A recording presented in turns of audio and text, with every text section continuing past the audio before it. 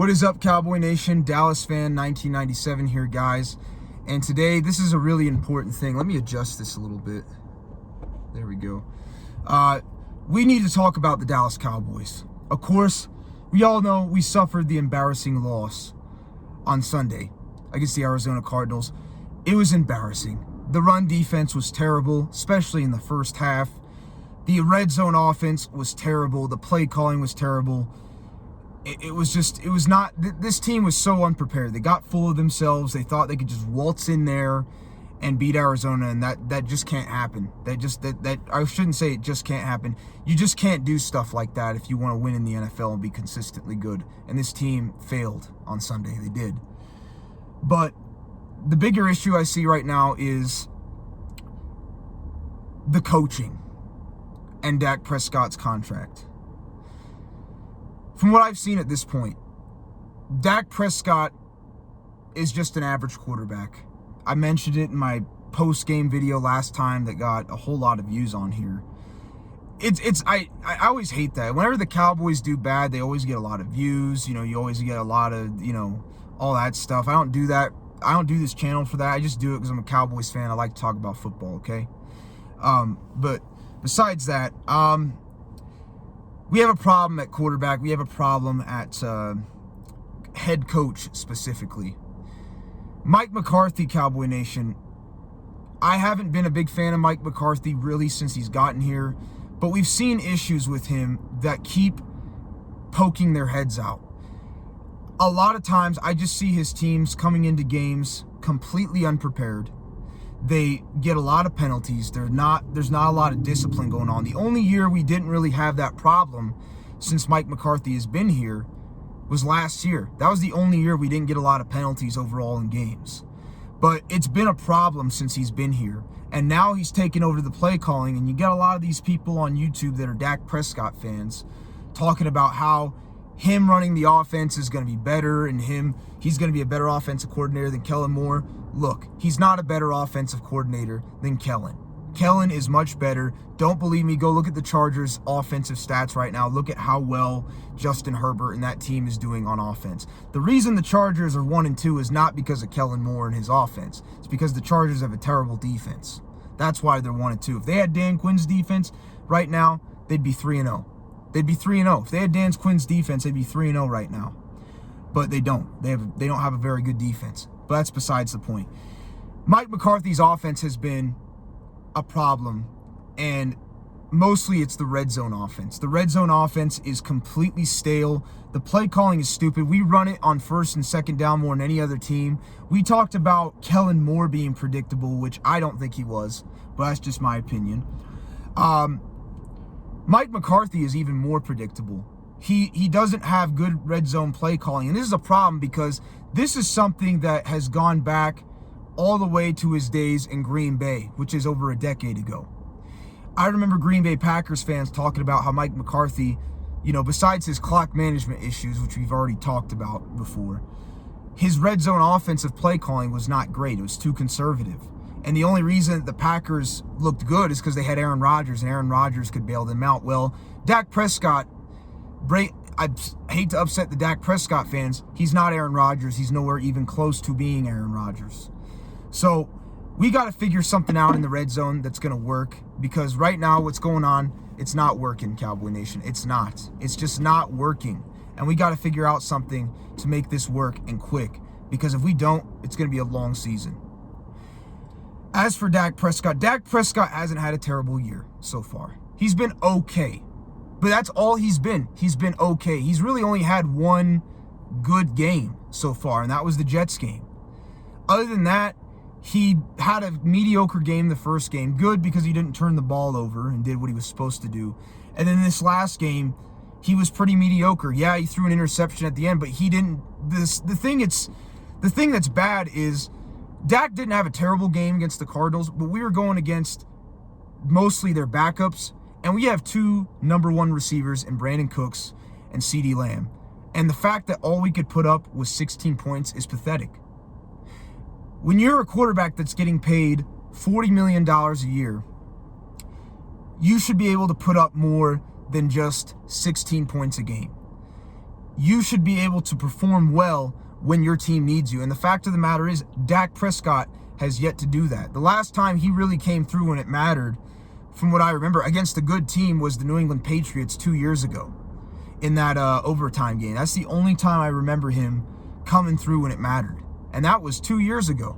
He hasn't done so since. He's failed to do so since. And he's had a lot of help around him. He's had a lot of help around him. He has a lot of help around him right now. And it's absolutely pathetic that all he has is 3 touchdowns and an interception on the year and like 647 yards. Again, those stats overall are not bad, but considering that he has 2 number 1 receivers and all the help that he has, it's not great. It's not great. And, you know, it's a problem. And what's even worse is not just him, but quarterbacks like him and Daniel Jones, they're getting paid $40 million a year, right? Well, so far this season, Brock Purdy has outplayed Dak. Joshua Dobbs, the quarterback we just faced, has outplayed Dak. And they're making way less money. Brock Purdy's not even making $1 million a year. He's only making $600,000 a year. And he's way outperformed Dak. Joshua Dobbs is only making $1 million a year. He's only been with the Arizona Cardinals for a month, and he is outplaying Dak, and he has way less help than Dak. His best receiver is Hollywood Brown. That's it. That's all he's got is Hollywood Brown. He doesn't have hardly any other help. He doesn't have nearly as much help as Dak does, and he's outplaying him. And that goes for Daniel Jones as well, but I'm a Cowboys fan. Dak's my quarterback. I'm going to talk about it. Overpaying these quarterbacks is a problem. From what I've seen, unless a quarterback is good enough to elevate the offense by himself, if he brings something to the table like his mobility, his arm, you know, whatever it is, they should not be getting paid a ton of money. They shouldn't. They shouldn't. And the fact of the matter is, Dak Prescott is just an average quarterback. He's just average. He's an average game manager quarterback. I was going through this the other day about quarterbacks that are better than Dak or playing better than Dak right now, and quarterbacks that are probably around his level, and there's some that are worse. Right now, Dak is definitively better, from what I've seen, he's definitively better than 10 quarterbacks in the NFL. 10. And I'm being 100% honest. Right now, the way he's played, he's only been better than about 10 quarterbacks in the entire league. Then there's about 5 other guys that are about his level. Guys like Mac Jones, guys like Ryan Tannehill, although Ryan Tannehill, Dak actually has outplayed him this year, but Dak and Ryan Tannehill are about the same level. Geno Smith, Derek Carr, and Jimmy Garoppolo. I'll repeat it. Dak Prescott is on the same level as Mac Jones, Jimmy Garoppolo, Derek Carr, and honestly, I'd even put Derek Carr maybe slightly better, but it is what it is. I'll just say he's about the same. Derek Carr, Geno Smith, and let's see, Jimmy Garoppolo, Derek Carr, Geno Smith, Ryan Tannehill, and Mac Jones. Those 5 quarterbacks are about the same level as Dak. You know where that would put Dak, even if he was at the top of that list? 17th in the NFL. So we're paying a quarterback $40 million a year. Okay. And he's only ranked somewhere between 17th and 22 in the NFL right now. We're basically paying a mid-tier quarterback as if he is like a top 5, top 10 quarterback, and he's not. And he doesn't elevate the team.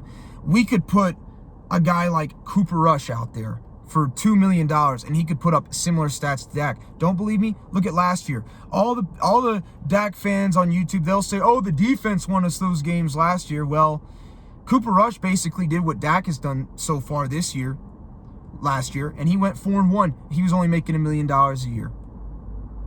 So the excuse making has been beyond done for many, many years at this point.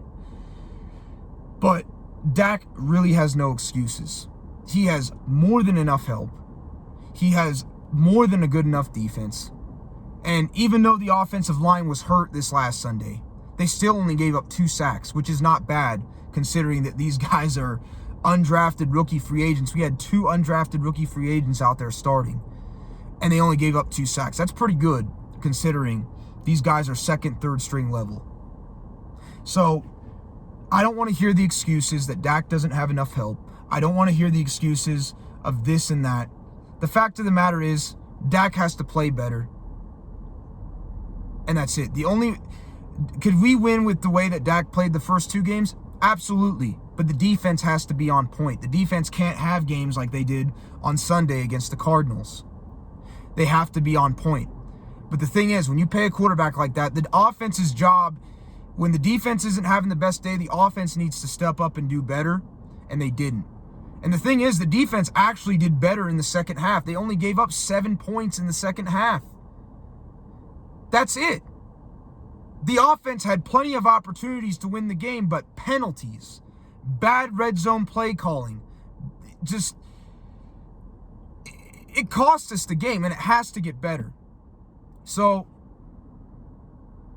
I am hard on Dak Prescott. I am. I think it's justified.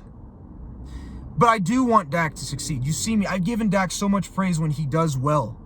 But you better believe I will criticize him when he's not living up to what he can do. I know Dak can do better. Dak needs to use his legs inside the red zone because he actually used his legs a couple times in the Cardinals game and it worked. He's not a speedster by any means. He's actually, in my opinion, lost quite a bit of speed that he had when he was a rookie. Not that he was ever really fast, but he lost a lot of speed, okay, compared to what he had his first 3 years in the league. But he still has enough mobility to make him a threat in the red zone. He needs to start doing that. He should have done that on that 4th and 4 play. He would have gotten the first down. At the very least, you get a yard short, and you put the Cardinals in a worse position. But I believe he could have made that first down. Dak's got to learn to use his legs. And Mike McCarthy, the conservative play calling works in between the 20s, but inside the 20s, you got to let Dak throw. I know Dak hasn't made the best decisions, especially the last couple years when it's come to when he plays out there on the field. But you have to let him do it, because if you don't, we're never going to score inside the red zone. We're not going to win a lot of games playing like that. You have to give Dak Prescott a chance. You have to. You got to give him a chance. And Dak has to trust in himself. He can't be overly cocky, overly confident. He's just got to be who he is, do the best he can do, and go out there and play. That's what he has to do. So, Cowboy Nation, if you want to come with all these excuses for Dak, I'm done with it. There's no excuses. There's no excuses. He has more than enough help. He has more than enough help. He's had more than enough help most of his career. It's time to put up or shut up. That goes for the rest of the offense. That goes for Mike McCarthy. It's time to put up or shut up. And stop getting ahead of yourselves, letting the talk go to your heads. Focus on the games. Focus on what you need to do to win. Because this team has too much talent for it to be wasted by stupidity, by bad coaching. It's time for these players to step up, especially this Sunday. New England's not going to be an easy task. They have Bill Belichick, one of the greatest coaches of all time. They have Will Grier and Ezekiel Elliott, who have played in our offense. They know how our offense runs. They know how the defense is run. It's not going to be an easy game. And the Patriots have a much better defense than the Arizona Cardinals. We struggled against a beat-up, hurt Arizona Cardinals defense in the red zone. We've struggled all year in the red zone.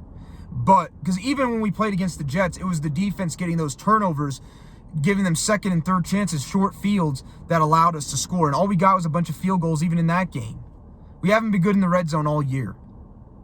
But that's besides the point. They got to get better there.